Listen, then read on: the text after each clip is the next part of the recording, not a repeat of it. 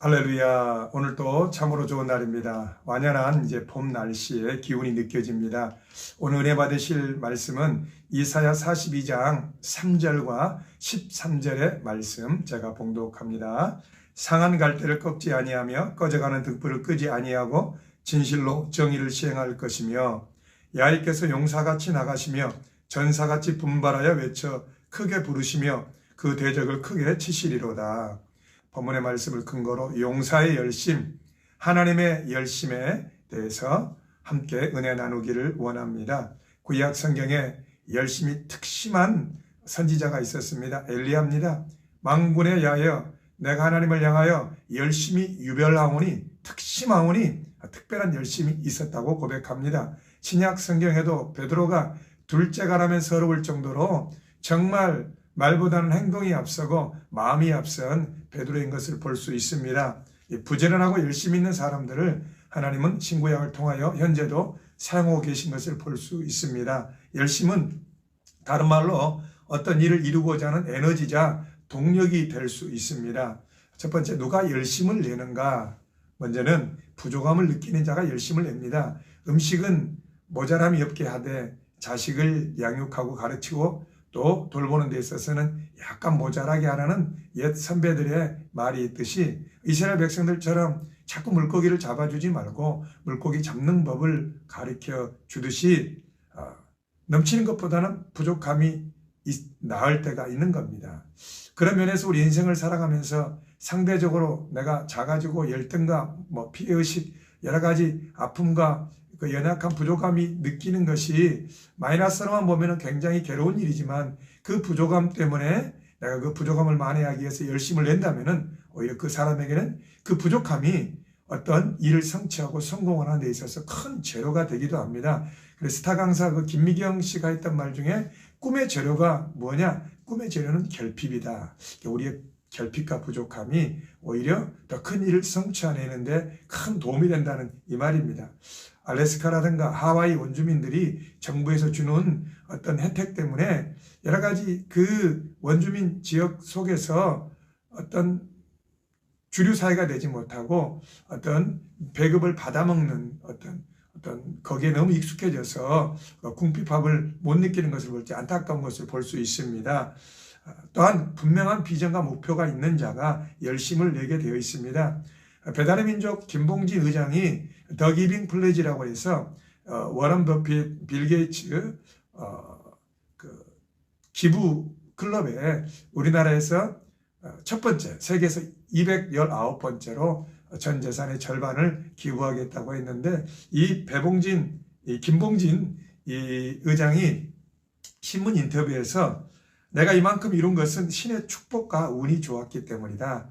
신의 축복이라고 해서 제가 알아봤는데 기독교인이더라고요. 보니까 전남 안도에서 가난하게 태어나서 흑수저 공고 출신의 전문대 졸 첫 사업 실패 후 무일푼으로 창업을 했는데 그 열심을 가지고 여기까지 와서 또한 신의 축복과 하나님의 은혜로 온 것을 다시 사회에 환원하는 그 열심을 보면서 우리 크리스찬 기업인들도 다 이렇게 열심을 내야 돼. 그 열심이 하나님의 영광과 이웃을 나누는 열심이 되었으면 좋겠다 하는 그런 생각을 해봤습니다. 1세대 우리나라 기업 창업주들을 보면은요, 신문 인터뷰 기사에 공통점이 있습니다. 기가 세다.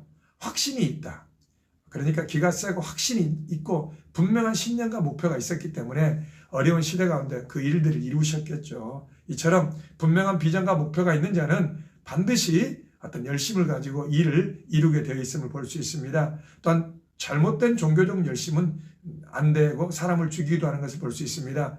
당시 사두개인 바리새인 또한 대제사장과 종교 기득권자들이 하나님을 사랑한다는 그 열심이 하나님이신 예수님을 죽이는 것을 보게 됩니다.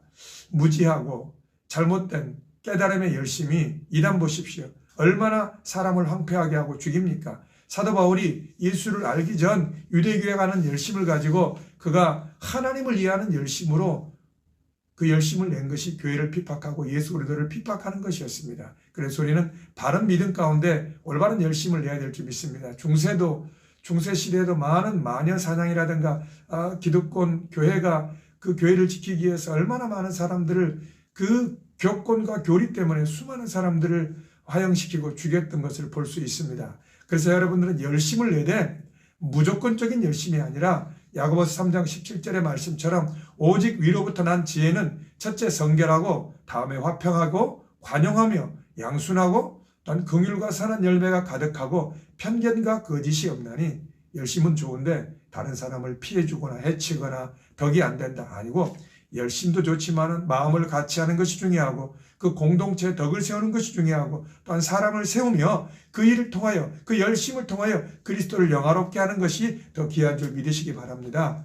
두 번째, 삼위일체 하나님의 열심이 있습니다. 온 천하 만물을 하나님의 계획과 경륜 가운데 운행하시고 돌리시듯이 개인적으로 가문적으로 국가적으로 또 세계사적으로 구속사적으로 온 우주 자연 만물 우리 구원을 향한 하나님의 열심은 열심히 있으신데 보이지 않습니다. 하나님이 열심히 있는데 조용한 것 같습니다. 열심히 있으신데 그 하나님의 열심은 시간이 걸리기도 한 것 같습니다. 하지만 하나님의 열심은 정확합니다. 완벽합니다. 반전 같은 드라마가 있습니다.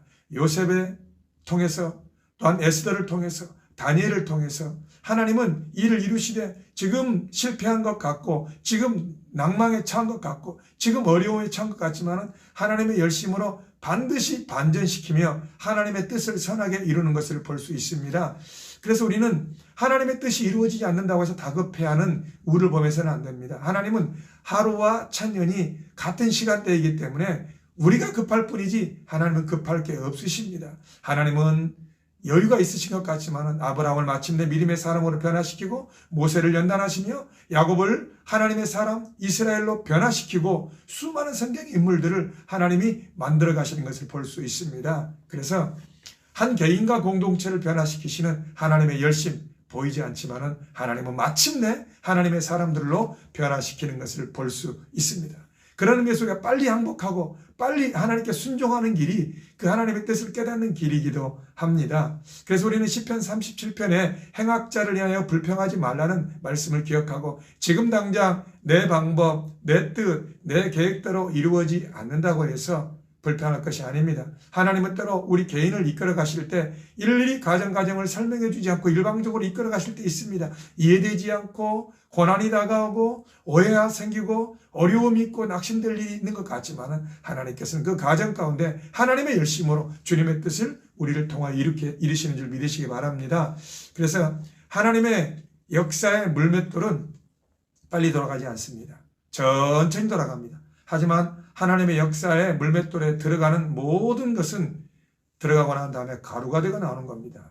지금 인류 역사상 예수 그리스도와 말씀과 복음을 대적했던 모든 이론과 사상, 나라, 개인들은 그 당시에 교회를 이긴 것 같았지만 콩가루처럼 흔적도 없이 사라져버린 것입니다. 지금 우리가 이 땅을 살면서도 예수 믿는 것이 부끄럽게 여기고 예수 믿는 것이 다소 불편하게 여기는 시대가 되었을지라도 우리는 보여지는 환경보다는 말씀과 예수 그리스도를 붙잡고 의지할 때 우리를 통하여 하나님의 뜻이 이루어질 줄 믿으시기 바랍니다. 세 번째 마지막으로 하나님의 열심의 도구와 방법들을 살펴봅니다.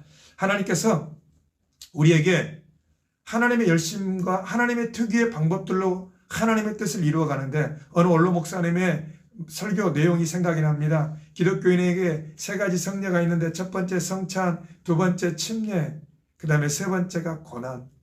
침례와 성찬은 좋은데 고난은 좋아할 사람이 없죠. 하나님은 이 고난을 통하여서 하나님의 사람으로 하나님의 열심으로 우리를 이끌어가는 줄 믿으시기 바랍니다.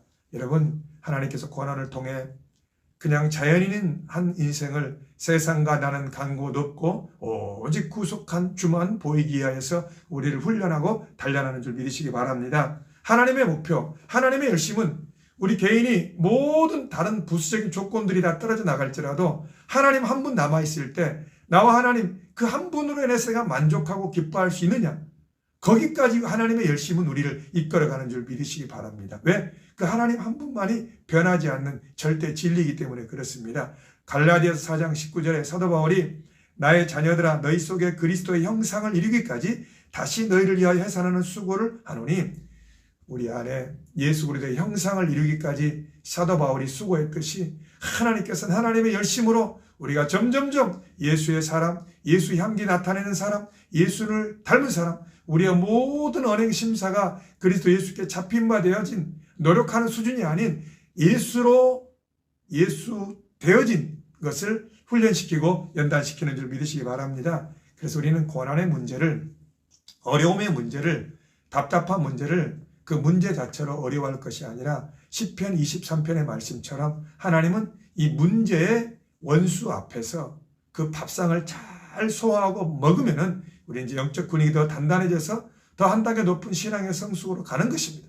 그래서 우리는 어떤 의미에서 우리는 부족하지만 우리에게 다가오는 당면한 문제와 어려움에 대해서 너무 겁먹을 필요 없어요. 왜? 하나님 우리를 또 다른 단계로 이끄시기 위한 하나의 밥상에 불과하기 때문에 먹어치우면 되는 겁니다. 소화해내면 되는 겁니다. 붙어있으면 되는 겁니다. 통과하면 되는 겁니다. 또한 고난과 고통의 문제는 정말 나와 예수만 남고 정말 욥기 23장 10절의 말씀처럼 정금 같은 믿음으로 우리를 이끌어 가시는 줄 믿으시기 바랍니다. 우리는 때로는 인생을 살다가 나 자신 때문에 환경과 형편 때문에 억울한 일 때문에 스스로를 포기하고 그만두고 싶지만은 우리 하나님은 그래 그렇게 해라가 아니라 상한 갈 때도 꺾지 않으시고 정말 콧김에도 꺼져버릴 것 같은 그 꺼져가는 심지를 끄지 아니하시고 오래 참고 기다리사 우리가 하나님의 사람으로 세워지기를 기다리는 줄 믿으시기 바랍니다. 이처럼 하나님의 열심은 우리를 향하여 선하십니다. 아름다우십니다. 종국적으로 합력하여 아름답게 선을 이루시기 때문에 지금 여러 가지 개인적으로 가정적으로 모든 어려움과 고난이 있을지라도 그것들은 다 지나가는 겁니다. 하나님께 초점을 맞추고 말씀에 초점을 맞추고 주님 사랑하는 마음으로 은혜 안에 붙어 있을 때 만군의 야의 하나님의 열심이 우리를 하나님의 사람으로 세워가는 은혜가 있을 줄 믿으시기 바랍니다. 이 한 주간도 우리 말씀과 성령과 기도로 깨어있는 저 여러분 되시기를 예수 이름으로 축복합니다. 할렐루야. 아멘.